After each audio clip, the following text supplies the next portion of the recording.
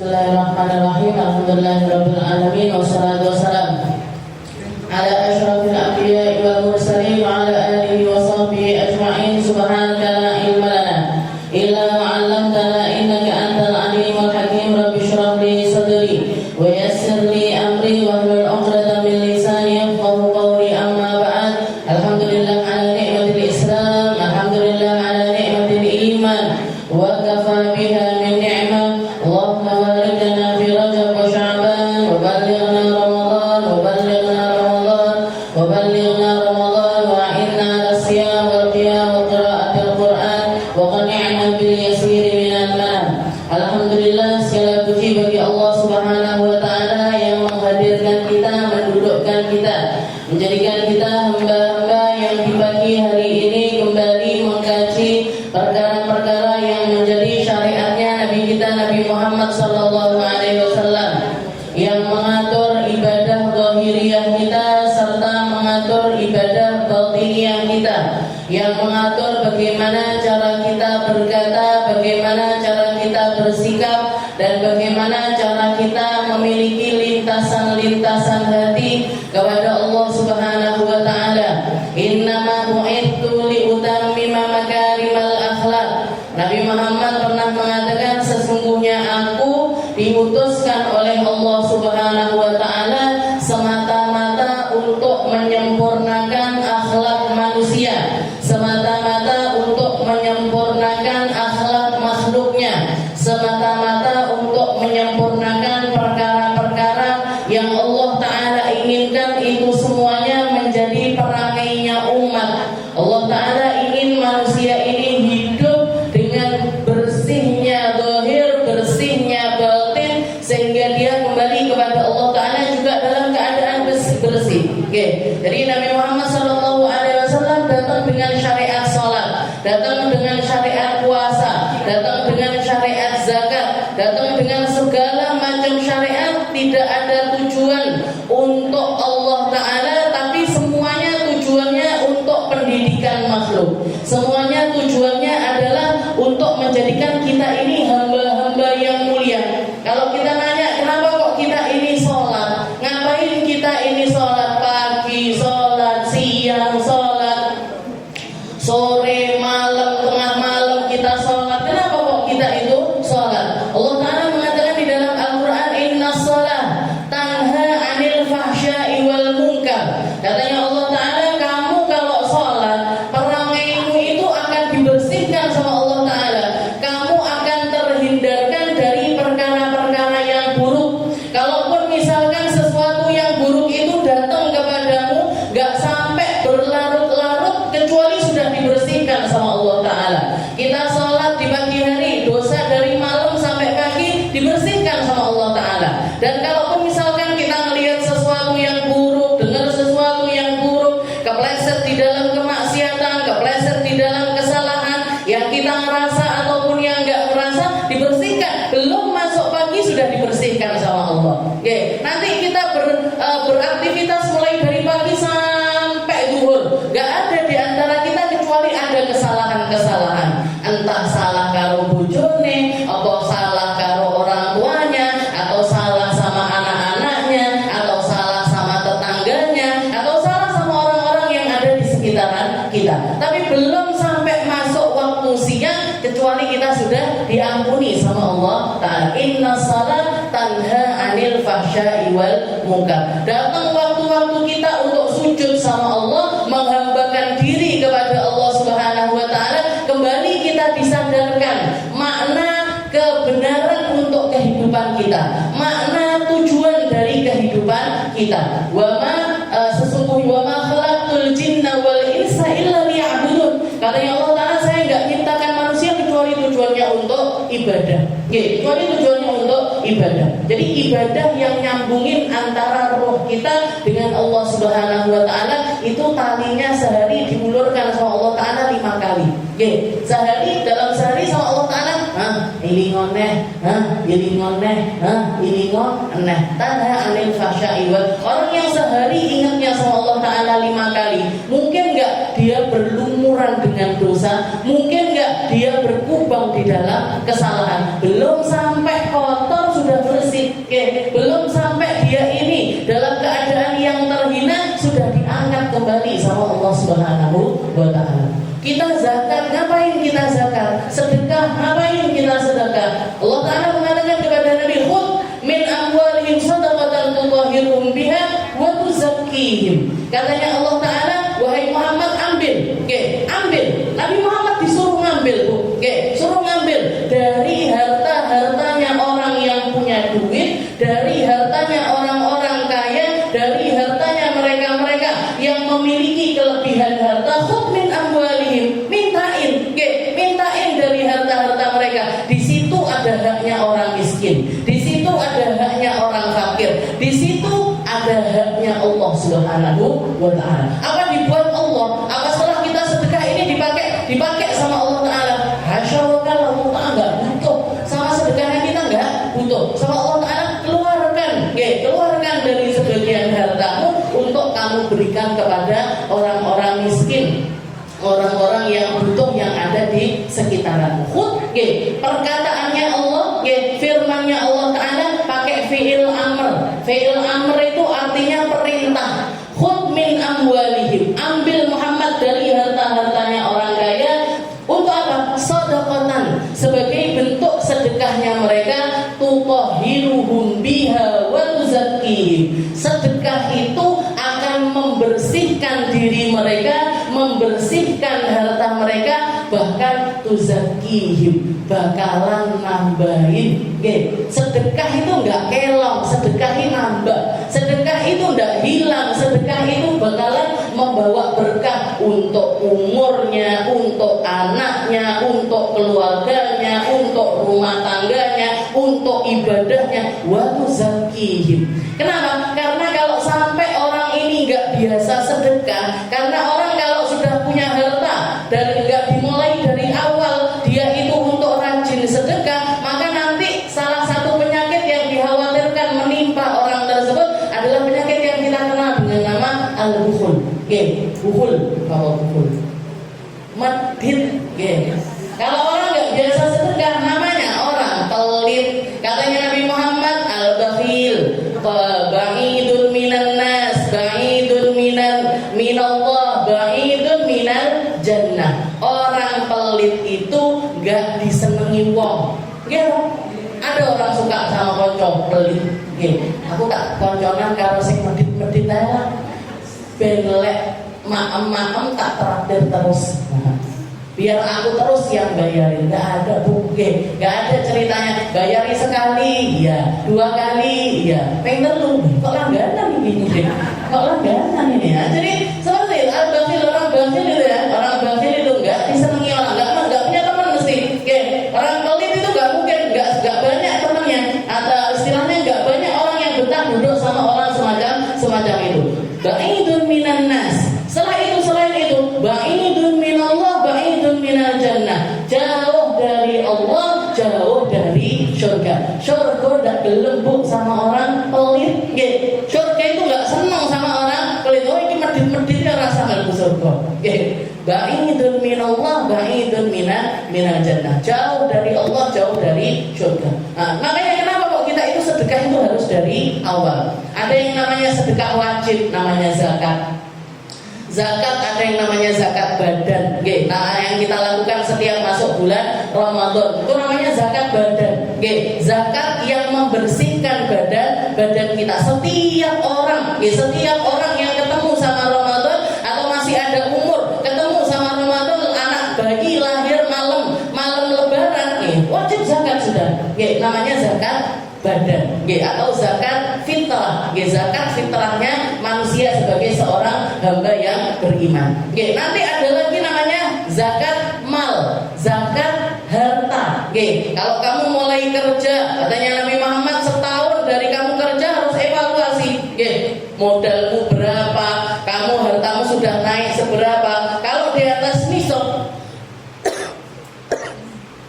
kalau di atas 85 gram emas berarti wajib zakat. Berapa zakatnya? 2,5%. 2,5%. Jadi gampangnya di setiap 100 juta, ada 2,5 juta.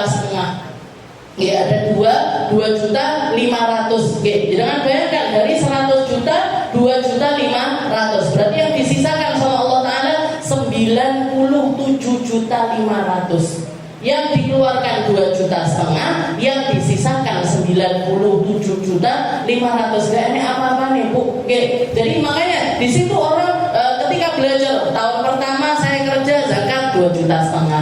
Tahun kedua nambah 2.700.000. Tahun ketiga nambah 3 juta. Tahun keempat nambah 3 juta sekian. Dari kecil dari sedikit sampai nambah sampai misalkan di hartanya berkembang sampai dia zakatnya puluhan juta sampai ratusan juta, bahkan mungkin sampai miliaran, wes gak terasa, sudah gak terasa. Tapi kalau orang sudah terlanjur kaya, orang uangnya miliaran, baru eling, baru ngerti, baru paham, oh zakatnya tiba-tiba wajib, tak kira seumur hidup sekali, tiba-tiba tahun, misalkan, keluar dihitung-hitung tiba-tiba keluarnya misalkan 1 miliar, atau mungkin nggak usah 1 miliar lah, 100 juta aja, ternyata keluarnya 100 juta, niki arepe ngetok niki 100, tinggi tuku mobil apa di biar nih, buat beli ini apa buat ini, bangunin anak rumah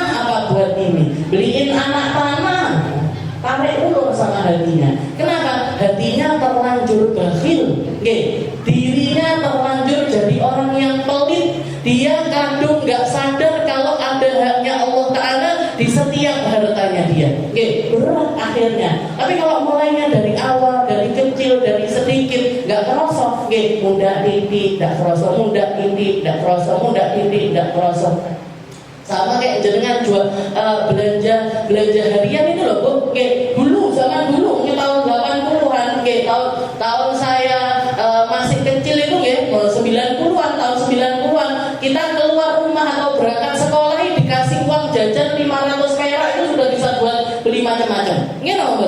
Bisa beli krim saya ingatnya. Jadi jajan itu masih bisa 500 rupiah. 500 rupiah sekarang gak ada nilainya sama sekali, tapi kita nggak merasa. Mulai dari yang harga 500, habis itu naik jadi 1.000, habis itu naik jadi 2.000, sampai akhirnya jadi 5.000, bahkan mungkin jadi 10.000. Nilainya 500 itu naik jadi 10.000, kita nggak kerasa. Yo bangga urip ae, yo kan? Ya tetap hidup, ya tetap dikasih rezekinya di zaman ini sama Allah Ta'ala. Begitu juga dengan zakat. Yang perlu kita lakukan adalah pembiasaan. Khudh min amwalihim. Jadi kata-katanya Allah Ta'ala sama Nabi itu minta, ambil dari harta-hartanya orang kaya itu wahai Muhammad, karena kalau mereka nggak diambil hartanya nanti mereka jadi orang yang pelit. Bahkan kalau misalkan ini pelit ini tambah dituruti lagi, masuknya ke dalam syuh. Jangan tahu syuh. Kalau pelit itu pelit sama orang lain. Tapi kalau syuh pelit sama diri sendiri. Kalau digawe dhewe lho, sudah punya uang ratusan juta, tapi tidak pernah bisa menikmati karena panggah eling biyen mangan telo sampai duitnya ratusan juta mangan telo. Wong wis berubah dari setik deh mangan telo. Dia tetap telo. Ini namanya syuh. Ini namanya syuh. Jadi kalau pelit itu untuk dirinya sendiri gak eman, untuk dinikmati diri sendiri gak eman. Tapi kalau syuh itu bahkan untuk dinikmati sendiri juga eman. Alhamdulillah ini. Jadi ini dua penyakit yang sangat mematikan. Orang nggak kerasa, dikirain nggak apa-apa, nggak masalah. Padahal ini sesuatu yang menggerogoti jiwa kita. Jadi kita sedekah. Kenapa? Tutahhiruhum biha wa tuzakkihim. Dan lain sebagainya. Kenapa kita puasa? La'allakum tattaqun. Katanya Allah Ta'ala, biar kalian jadi hamba yang bertakwa. Biar kamu punya kontrol atas dirimu. Jangan kamu yang diperbudak sama duniamu. Jangan kamu diperbudak sama nafsumu. Jangan kamu diperbudak sama setanmu. Jangan kamu diperbudak sama perkara-perkara jabatanmu dan jangan sampai. Kamu harus punya kontrol atas dirimu sendiri. Kamu hanya menghamba kepada Allah Subhanahu wa Ta'ala. Yang lainnya nggak perlu dituruti. Atau istilahnya nggak perlu dituruti nemen-nemen, nggak perlu dituruti nemen-nemen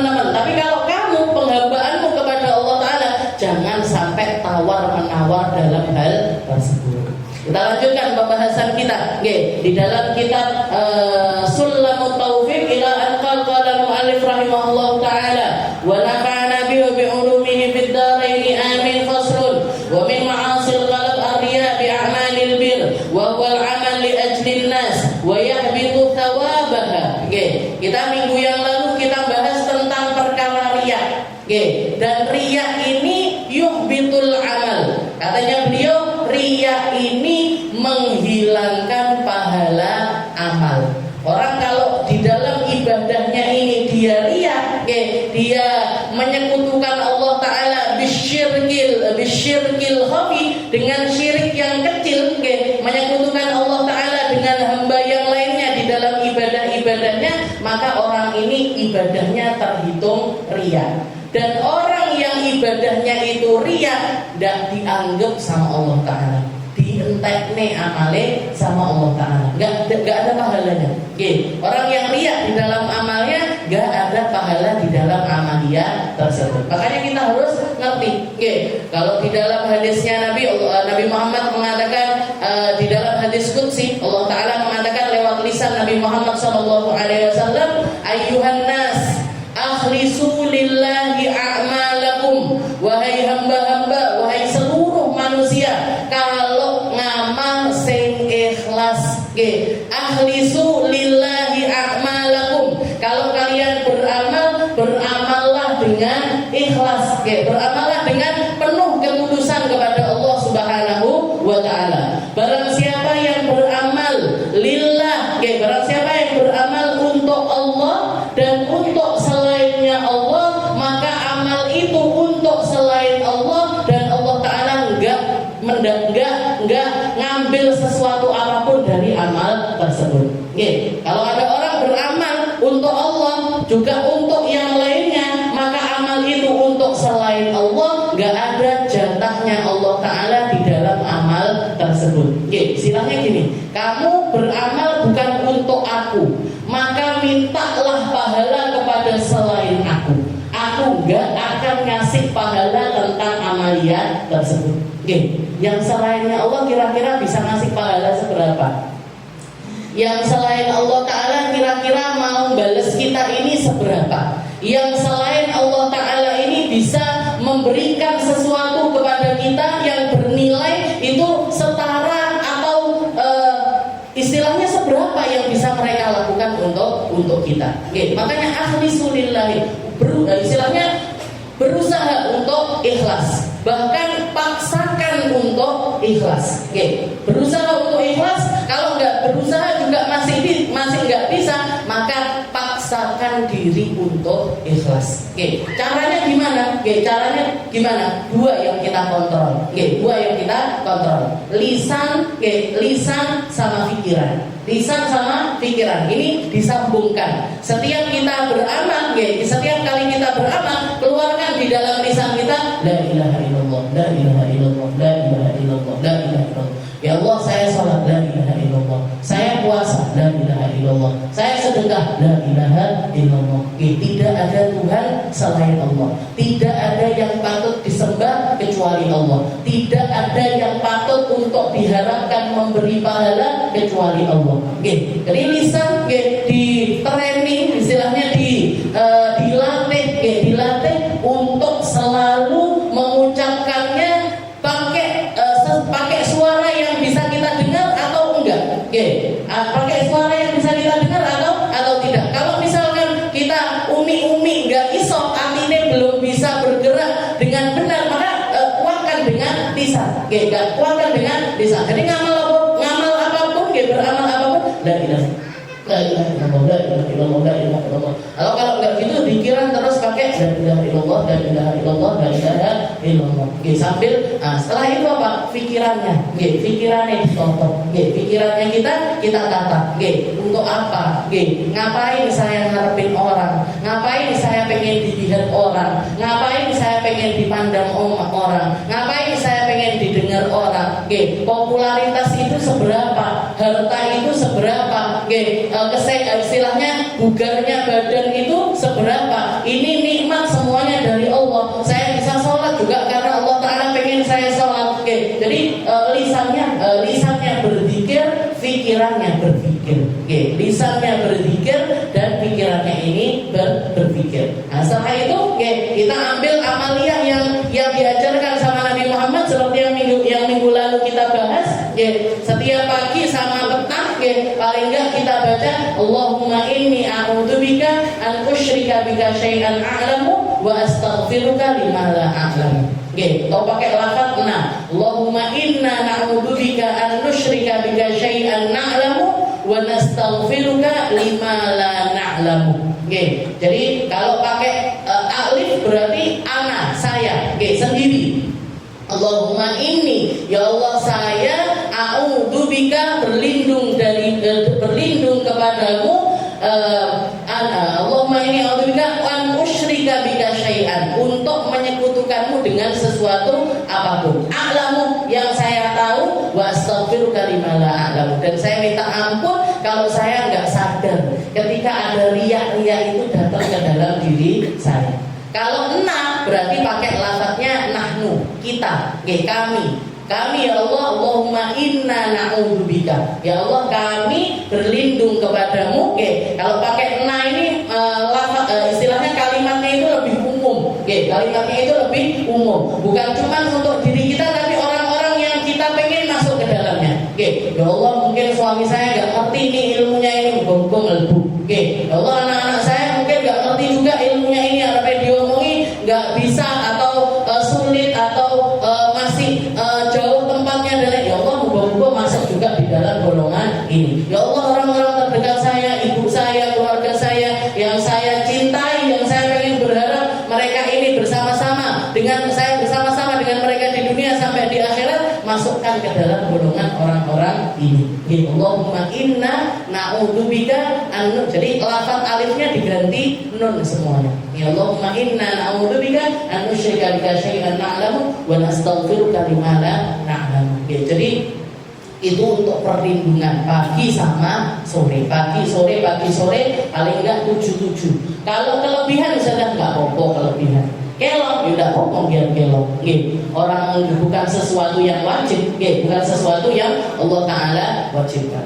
Nah, setelah itu, setelah pembahasan tentang riya, wa min ma'asil qalb riya bi a'malil bir, termasuk maksiatnya hati adalah seseorang itu riya di dalam amal kebaikannya dia, yaitu amal li ajlin nas, beramal karena tujuan manusia. Wayah bintu thawabaha, dan dia ini menghilangkan pahala. Setelah itu beliau mengatakan kalau ujbi bi ta'atillah wa huwa syuhudul ibadah sadiratan minan nafsi ghaiban 'anil minnah. Itu penyakit pertama. Penyakit pertamanya manusia di dalam beramal, yaitu riya. Penyakit keduanya yang harus kita hindari juga adalah ujub. Ujub. Apa itu ujub? Al-ujbu, secara bahasa itu artinya adalah al-khuyala wal ightirar. Orang yang tertipu. Orang yang tertipu atau orang yang berbangga diri. Orang yang tertipu atau orang yang berbangga diri itu asal muasalnya muncul sifat yang namanya ujub. Jadi ujub itu keluarnya dari mana? Dari seseorang yang menganggap dirinya sendiri.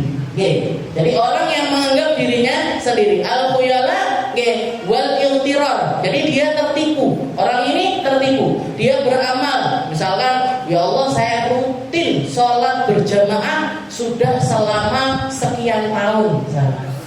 Selama sekian tahun saya rutin sholat jamaah terus. Mesti siapa yang lebih soleh daripada saya? Siapa yang lebih solihah dibandingkan saya? Tertipu sama amalnya. Atau tertipu dengan sesuatu yang lain. Orang punya ilmu, tertipu dengan ilmunya, bahaya. Orang punya nasab, tertipu dengan nasabnya, bahaya. Orang sedekah, tertipu dengan sedekahnya, bahaya. Orang berzikir, tertipu dengan zikirnya, bahaya. Amal apapun yang dia lakukan, kalau dia menganggapnya dari diri sendiri, maka itu adalah ya potensi penyakit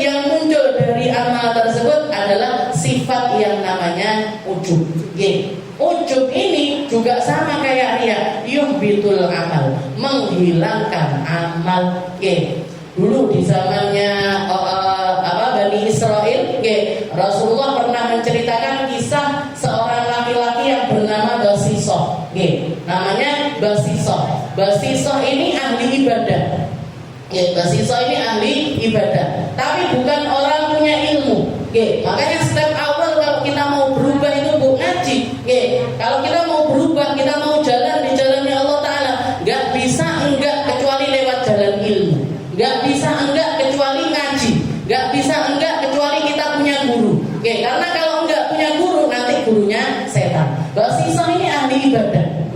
Sepanjang tahunnya dia, istilahnya dari mulai dia balik, gak pernah kenal sama maksiat apapun.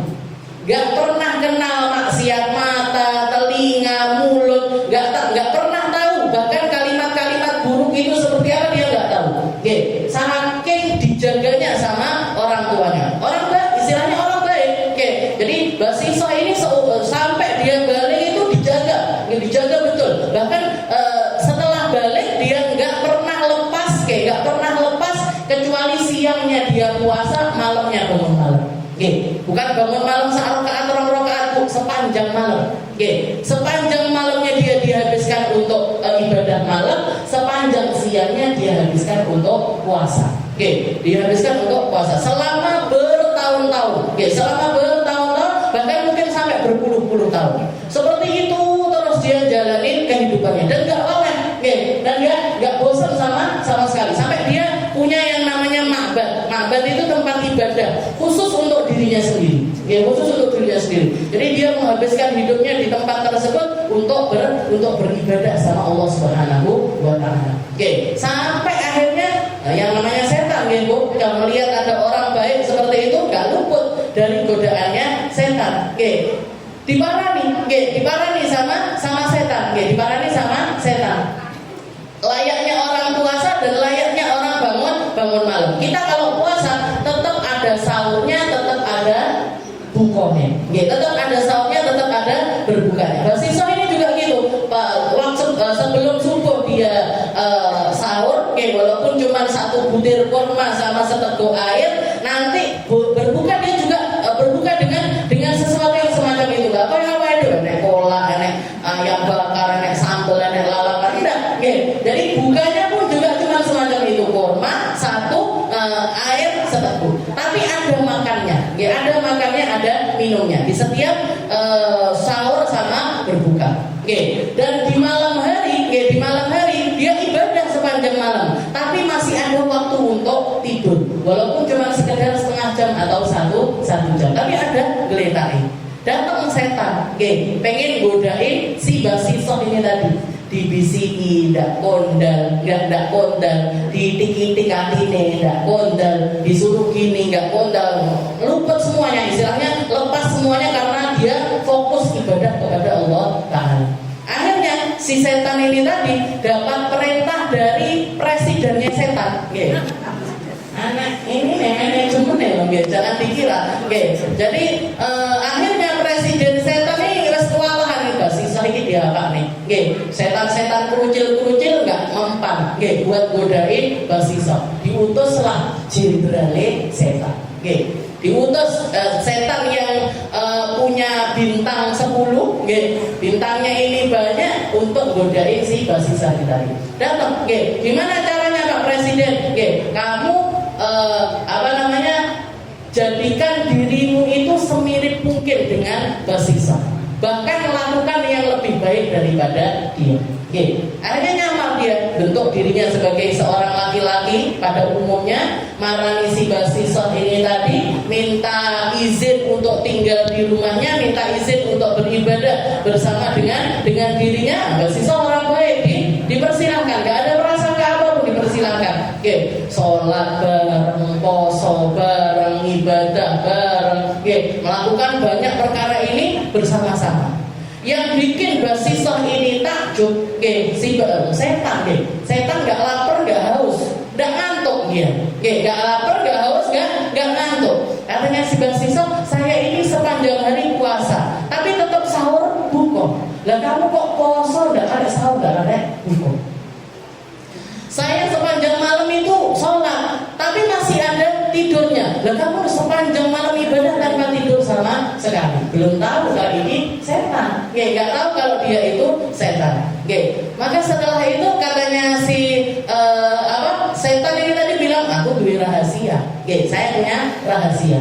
Sehari penasaran, opo rahasianya? Kok bisa jadi orang yang ibadahnya itu? Jadi orang kan seperti itu ya, melihat sesuatu yang di atasnya itu kan takjub. Orang ahli ibadah melihat yang di atasnya takjub. Orang ahli maksiat melihat yang di atasnya juga takjub. Wong sugih ndelok sing ning dhuwure sugih, ya takjub. Ini juga sisa ini heran gede-gede. Iki piye caranya? Ya udah, nanti setelah 3 hari nanti tak kasih tahu tipsku untuk bisa beribadah semacam ini. Sehari, 2 hari, 3 hari, baru setelah 3 hari ya kamu janjimu katanya mau ngasih tahu aku. Ya wes tak kasih tahu. Kenapa aku bisa ibadah dengan cara semacam ini? Gimana caranya? Karena aku pernah adnabtu lillahi dzamban. Saya pernah bermaksiat sekali. Saya pernah melakukan perbuatan dosa sekali. Setelah itu aku tobat. Jadi aku dosa ping 1 baru aku tobat. Setelah aku tobat, setiap kali aku ibadah aku keinget sama dosa tersebut, aku arpe buka ndak kolu, arpe sahur ndak kolu, arpe turu ndak kolu, kelingan kabeh dosa itu tadi. Betapa ahli ibadahnya si setan ini tadi. Betapa ahli ibadahnya si setan ini tadi. Makanya bu, ilmunya siapapun apapun kalau ngajak untuk maksiat itu sudah pasti setan. Siapapun apapun kalau ngajak untuk maksiat itu sudah pasti setan. Meskipun guru-guru kita sekalipun, meskipun orang-orang soleh seperti apapun. Jadi jangan sampai aku kiai itu ngomong ngene, disuruh zina misalkan, nggak mungkin. Ini mesti setan. Disuruh minum khamr, nggak mungkin, ini mesti setan. Bahkan guru saya mengatakan, misalkan kamu Habib Segang itu kan laki-laki, saya murid-muridnya ini perempuan. Katanya Habib Segang, kalau misalkan saya datang ke rumahmu dan kamu lagi sendirian di rumah, nggak ada siapapun di rumah tersebut, saya ketok-ketok pintu rumahmu, ojo dibuka nih. Jangan dibukakan. Jangan dibuka. Tunggu sampai ada orang laki-laki yang membersamai dirimu. Entah abahmu, apa saudaramu, apa suamimu. Jangan percaya walaupun kepada Habib Segar sekalipun. Walaupun kepada Habib Umar sekalipun. Sama orang soleh setinggi apapun, jangan pernah percaya. Jadi si Basisah ini diomongi seperti itu. Saya pernah dosa ping 1. Setelah itu saya tobat, setelah itu saya beribadah semacam ini. Gak pernah berpaling lagi dari peribadatanku kepada Allah Subhanahu wa Ta'ala. Oh, iso ngono yo. Katanya si Basisah, iso ngono yo. Kalau gitu saya juga mau ikut. Kamu dosa ping 1, baru tobat. Habis itu kamu bertobat. Si Basisah bingung, arpe maksiat opo, mau melakukan ini apalagi nggak punya harta, dia hidup ala kadarnya, orang nggak megang duit itu kan lebih gampang untuk nggak maksiat dibandingkan orang yang megang duit. Maka dia kebingungan, terus gimana ini?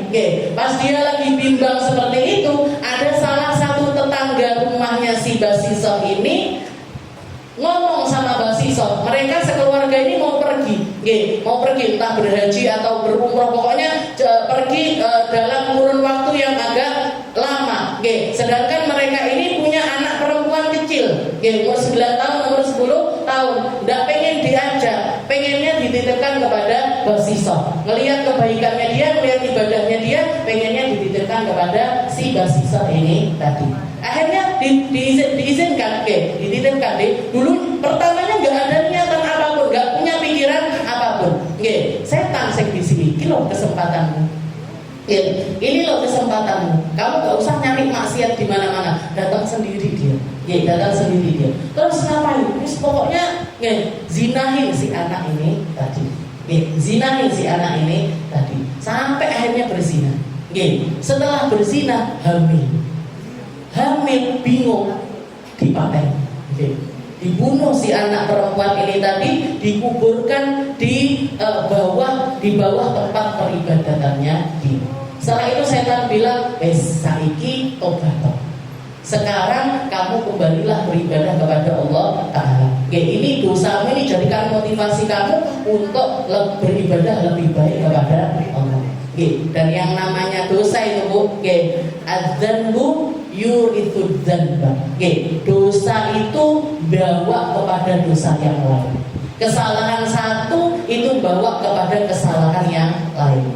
Datang keluarganya si anak perempuan ini tadi, golek bocah nggak ketemu, nggak ada, anaknya dicari sak kampung nggak ada, Mbak Siso nggak ngaku, nggak istilahnya dicari nggak ketemu, sampai akhirnya si setan jenis setan, diparani, ini loh, yang ini si Mbak Siso, di mana? Kalau kamu nggak percaya, kalian di bawah tempat ibadahnya dia, di situ ada jenazah anak perempuan. Diparani, dibongkar, dilihat anak perempuannya sudah meninggal dalam keadaan hamil lagi. Dalam keadaan hamil. Marah, dikepung sama warga, dikepung sama orang-orang kampung, mau dieksekusi, sudah istilahnya ini gantungan ini sudah di leher, mau didapat hukuman mati karena bukan cuma berzina, tapi membunuh si anak ini tadi, balasannya juga dibunuh. Akhirnya si tali ini sudah ada di lehernya si Mbak Siso, Mbak Siso sudah nggak bisa ngapa-ngapain. Datang lagi setan, setan dalam bentuk setan. Yang pertama dalam bentuk manusia, sekarang dia mewujudkan dirinya seperti setan. Diparani si Mbak Siso ini tadi. Kamu ya bohong sama saya, kamu ngomong kayak gini, ternyata yang terjadi semacam ini.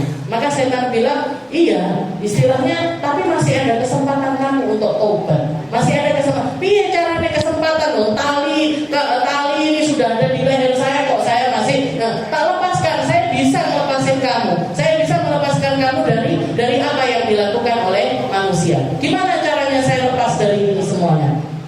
Tunduklah kamu kepadaku. Sujudlah kamu kepadaku. Sujudlah kamu kepadaku. Aku gak bisa nyapu-nyapu, tanganku ditali, kakiku ditali. Gimana caranya saya sujud kepadamu? Gak perlu pakai badanmu, tapi cukup bersujudlah dengan hati. Cukuplah kamu bersujud dengan hati. Sujud dia kepada setan, talinya ditarik.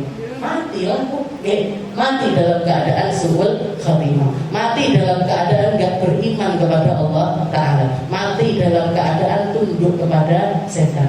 Percuma ini semuanya. Ibadah puluhan tahun, sholat puluhan tahun, puasa puluhan tahun, ini semuanya gak ada nilainya. Gara-gara sumbernya apa? Sumbernya ujub. Sumbernya karena dia merasa ibadah itu tentang dirinya, ibadah itu dari dirinya. Dia menganggap kalau kalau saya mau ibadah, saya ibadah. Kalau saya nggak mau ibadah, saya nggak mau ibadah. Jadi seakan-akan semua kebaikan itu datangnya dari dirinya sendiri. Lupa dia kalau semua itu pemberian dari Allah. Lupa kalau semua itu pemberian dari Allah. Jadi ujub itu datangnya dari rasa itu. Dia menganggap, ya Allah, ini yang kata-kata yang sering keluar, dan akhir-akhir ini semakin banyak keluar. Dulu saya jarang-jarang dengar, tapi sekarang itu sering dengar orang mengatakan, ya Allah, apa salah saya sampai saya dapat musibah semacam ini?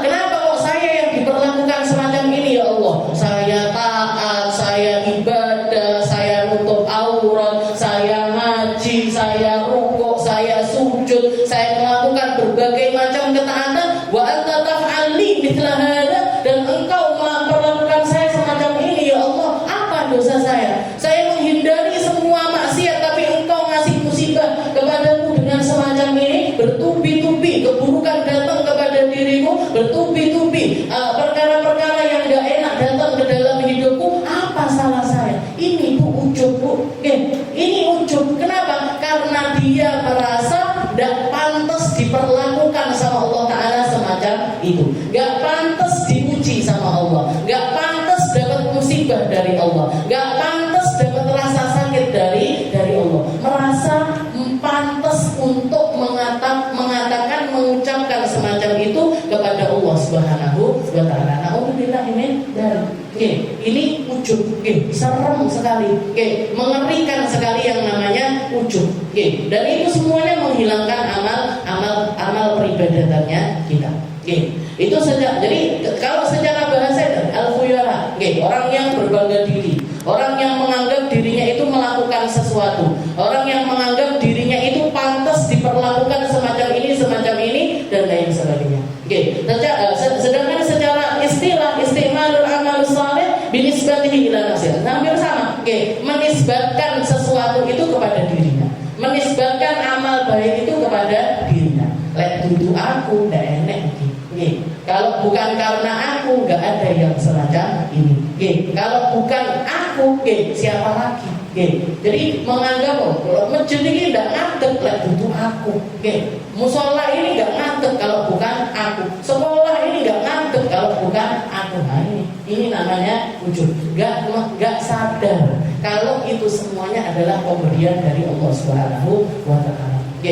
Imam Ghazali mengatakan kalau kita istilahnya obat penawar, salah satu hal yang bisa kita lakukan kalau timbul rasa-rasa semacam itu di dalam diri kita ingat-ingat kisahnya Nabi Muhammad SAW ketika beliau Isra Mi'raj.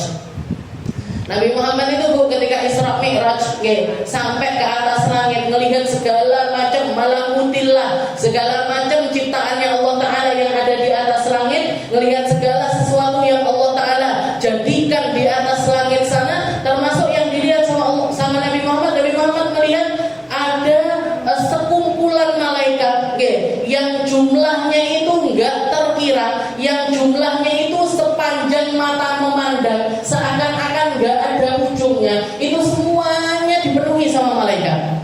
Sekelompok ruku, sekelompok sujud, sekelompok bertasbih, sekelompok bertahmid, sekelompok semuanya pokoknya taat semuanya. Nabi Muhammad tanya sama malaikat Jibril, ya Jibril, man haula? Wahai Jibril, ini apa? Ini semuanya ini apa? Ini mereka semuanya ini siapa wahai Jibril? Dan mereka ini lagi ngapain semuanya wahai Jibril? Maka dan sejak kapan mereka melakukan ini semuanya wahai Jibril? Maka malaikat Jibril mengatakan, ya Muhammad, inna haula malaikatullah. Wahai Muhammad, ini semuanya adalah malaikatnya Allah. Mereka diciptakan mulai dari awal penciptaan untuk melakukan ibadah tersebut.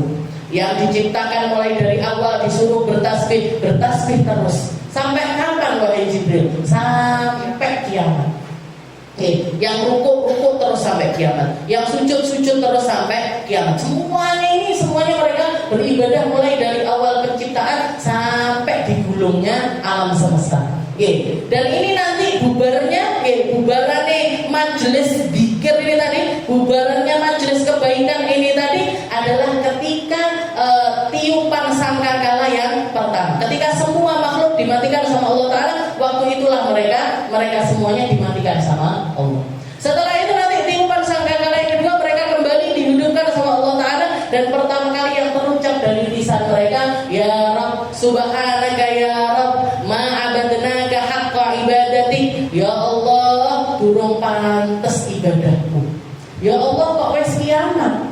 Ya Allah, kok sudah selesai dunianya. Ya Allah, kok sudah kiamat ini, padahal saya belum menunaikan hak ibadah kepada Allah Ta'ala dengan cara yang benar. Dengan cara yang benar. Ini malaikatku, saya gak maksiat belas, gak ngantuk belas, gak mangan belas, gak pernah, bahkan kalau besit keburukan aja gak pernah. Tapi mereka menganggap kalau dirinya ini tidak menunaikan hak peribadatan kepada Allah Ta'ala itu dengan cara yang benar. Terus awake dhewe iki opo? Lalah wala alih. Kalau orang Arab ngomongnya, awake dhewe lu ngibadahe lalah wala alih. Koyok salat ngono-ngono, pikiran ngono-ngono, ngaji ngono-ngono. Ngaji aja loh, istilahnya ibadahnya kita itu, ibadahnya kita. Ketimbang kita minta sama Allah Ta'ala untuk menerimanya, lebih pantas kita minta agar diampuni sama Allah Ta'ala. Ibadahnya kita ketimbang kita, ya Allah diterima, ya Allah diterima. Enggak, ya Allah diampuni aja, ya Allah diampuni aja.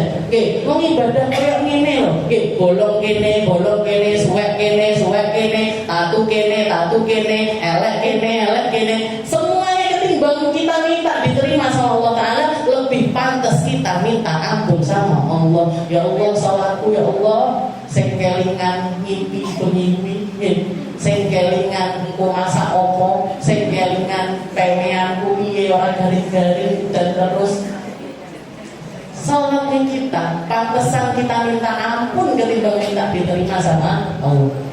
Ibadahnya kita semua ya Bu, ngaji, dikiran ini bukan cuma yang dengerin, yang ngomongin loh. Saya ngomong ini salahin luwih akeh timbang bener. Kalau dicelantung sama Allah Taala lebih pantas ketimbang diterima sama Allah Subhanahu wa Taala. Jadi yang harus terus gimana ini kalau kita nggak istilahnya gini, kalau kita bayangin Bu, kalau kita bayangin berarti nanti di hadapannya Allah Taala, di depan pintunya Allah Taala, kita kira-kira kita ini di pojokan mana? Kira-kira ini kita nenggone surga ini nenggone panggon sing endi? Nenggone ngisore watu paling. Bukan cuman duduk di atas batu, ngisore watu. Pilih delik Bu, di situ tempatnya malaikat. Malaikat ini yang tadi ini semuanya masuk surga loh Bu. Malaikat yang ibadah ini tadi semuanya masuk surga. Dan terus kita mau banding-bandingan, dikiramu piro? Ini awake. Kamu la ilaha illallahmu piro? Malaikatnya misalkan nanya, kamu la ilaha illallahmu berapa? Orang yang menyanyi kita, tahlilan la ilaha illallah, la ilaha illallah. Lek diundang tahlilan, dan diundang tahlilan, tidak tahlilan. Terus malaikat bilang, aku dari awal penciptaan sampai kiamat. Umurku mulai dari diciptakannya alam semesta sampai alam semesta ini digulung. Rayo butiran debu dipecah dari pintu, dipecah dari pintu, dipecah dari pintu. Nah, ini kita. Bukan, jadi kalau kita bilang, ya Allah saya ini butiran debu, pancen yo iya.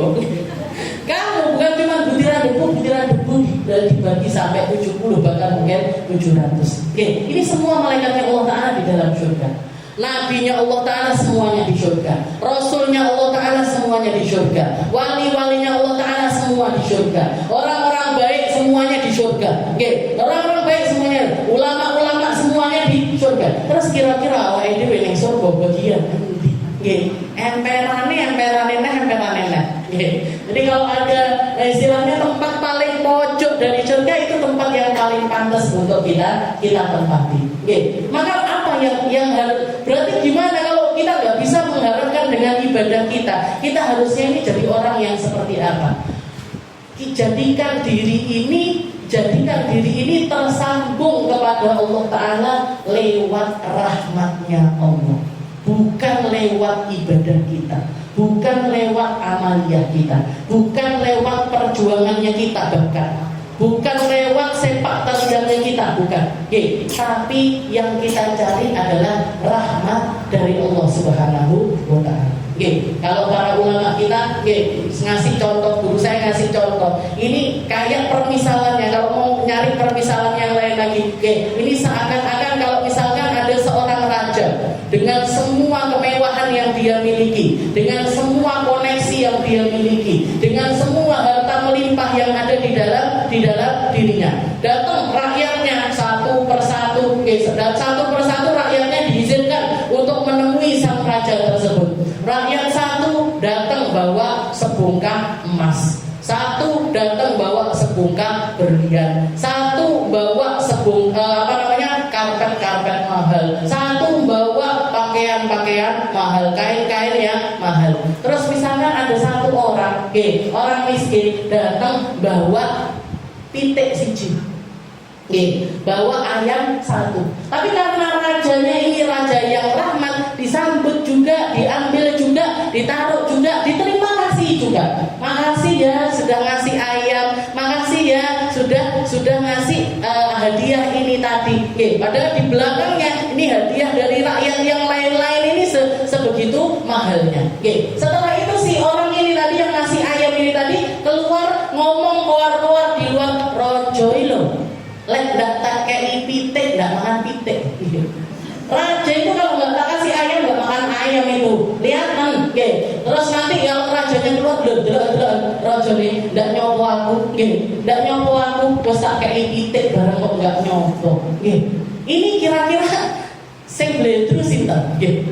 Rajane napa sing ngakei pitik ini tadi?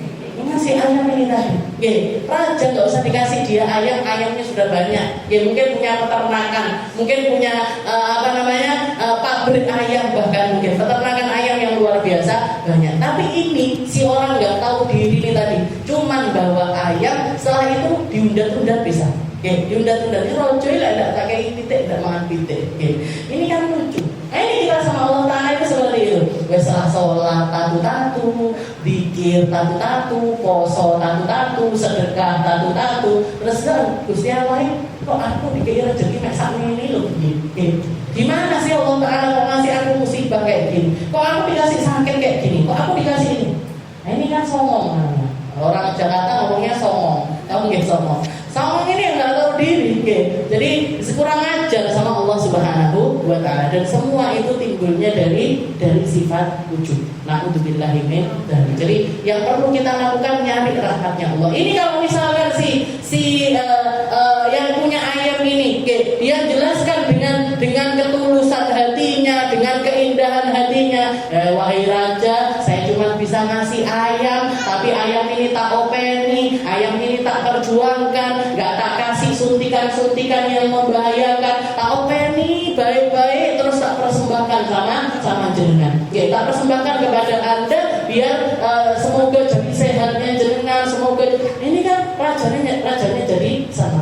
Yang perlu kita lakukan cuma seperti itu. Oke, jadi ya Allah, ini ibadahku, ini sholatku, ini zikirku, ini apa yang bisa aku persembahkan ya Allah. Tapi yang pasti saya sudah berusaha sebaik mungkin ya Allah. Saya sudah melakukan segala hal ya Allah. Saya berusaha sekuat saya untuk beribadah kepadamu dengan benar. Oke, dengan benar. Maka ketika Allah Ta'ala melihat ketulusan kita, melihat apa yang ingin kita persembahkan, walaupun nggak ada nilainya sama sekali, tapi harapannya Allah Ta'ala merahmati kita. Ya wes, tak bolong nih, masih yo sholat mau ngecemas, tak bolong nih golongannya wong nanti sholat.